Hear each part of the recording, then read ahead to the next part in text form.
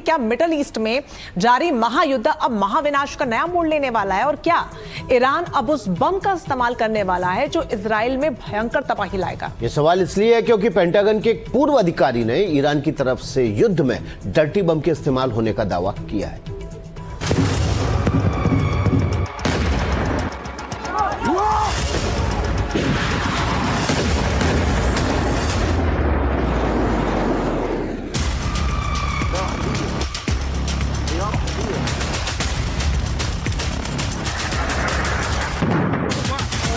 खतरनाक मोड़ पर पहुंच चुके ईरान और इजराइल अमेरिका की जंग में अब उस बम के इस्तेमाल की आशंका है जो जंग में अब तक की सबसे बड़ी तबाही ला सकता है।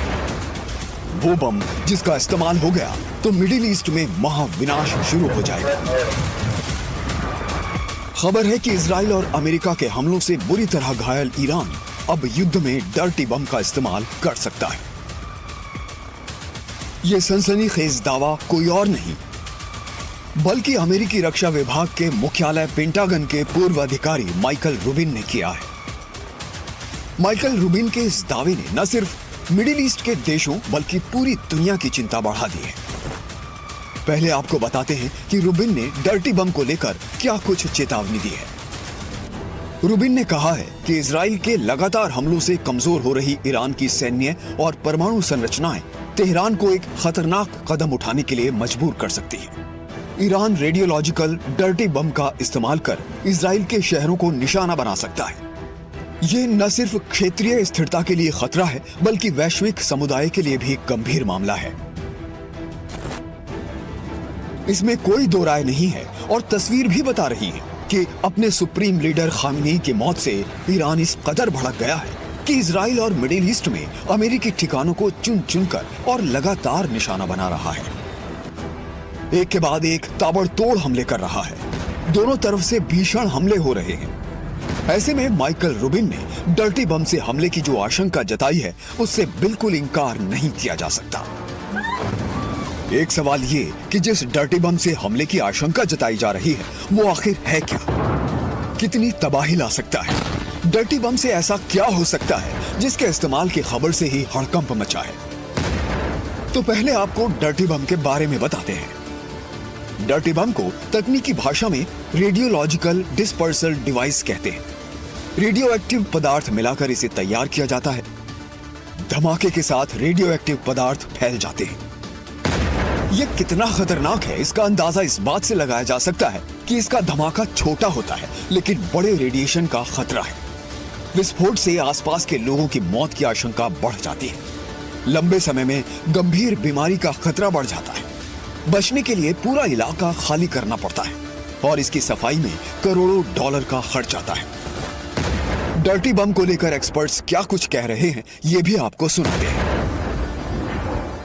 डर्टी बम के साथ अगर यूज करता है क्योंकि अभी दोनों में गुस्सा तो है तो इसके ये डिपेंड करता है कहाँ यूज करता है।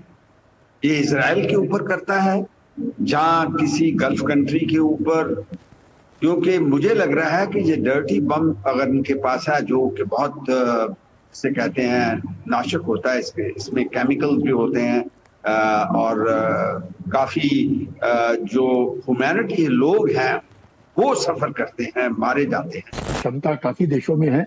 मकसद एक ही है कि वहां पे जहां पर भी गिराया जाएगा पूरा ऑक्सीजन जो है वहां से खींच लिया जाता है। तो आप तबाही आप समझ सकते हैं कि टोटल तबाही, इसमें कोई शक नहीं।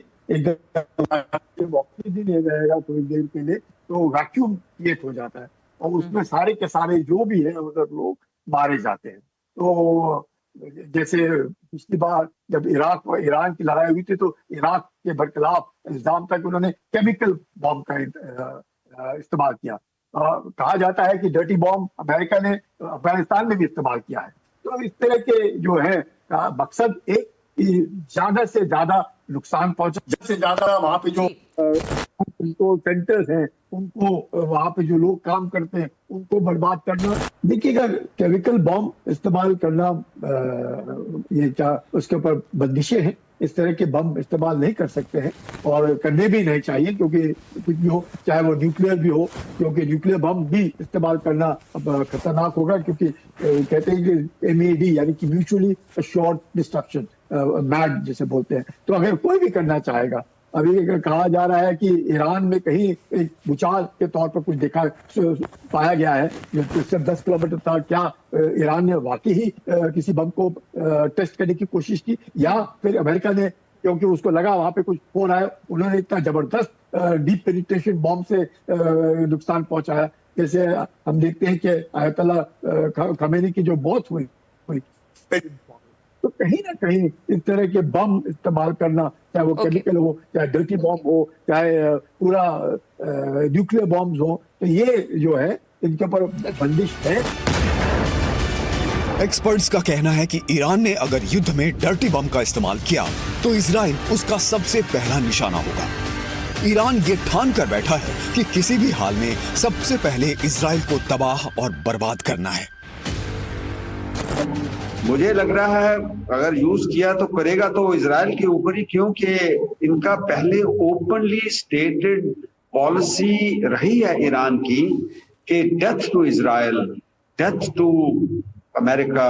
और इन्होंने कई बार पहले जितने भी आयतुल्लाह अली खमेनी साहब थे, इनकी गवर्नमेंट ने धमकियां दी थी कि हम इजराइल का नाम जो है दुनिया के नक्शे से मिटा देंगे। रूस और यूक्रेन के बीच युद्ध में भी डर्टी बम के इस्तेमाल का दावा कई बार किया जा चुका है। युद्ध में कितनी तबाही और बर्बादी हुई इसे पूरी दुनिया ने देखा है। ऐसे में सवाल ये कि क्या खामनेई के बाद गुस्से से लाल ईरान इस हद तक उतर जाएगा कि डर्टी बम से हमले शुरू कर दे। अगर ईरान की तरफ से डर्टी बम का इस्तेमाल किया गया तो इजराइल और अमेरिका उसका किस तरह से जवाब देंगे। बहरहाल पेंटागन के एक पूर्व अधिकारी के दावे ने हड़कंप जरूर मचा दिया है। Bureau report, NDTV India.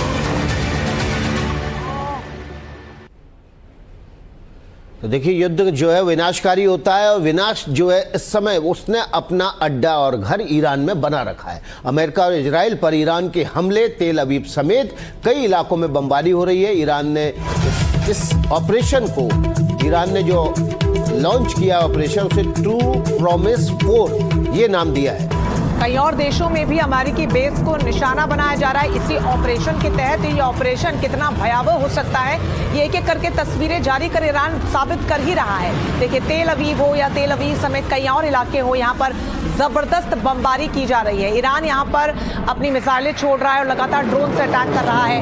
थोड़े दिन पहले ईरान ने जिस तरीके से हमले किए और अभी जो ताज़ा हमला यहाँ पर ईरान की तरफ से किया गया है, और ईरान ने ये कहा गया है कि अमेरिकी भी उसका सिस्टम भी उसको डिटेक्ट नहीं कर पाया है और हमारा जो हमला है वो पूरी तरीके से सक्सेसफुल रहा है। और ईरान इसीलिए इसे ऑपरेशन ट्रू प्रॉमिस 4 का नाम दे रहा है।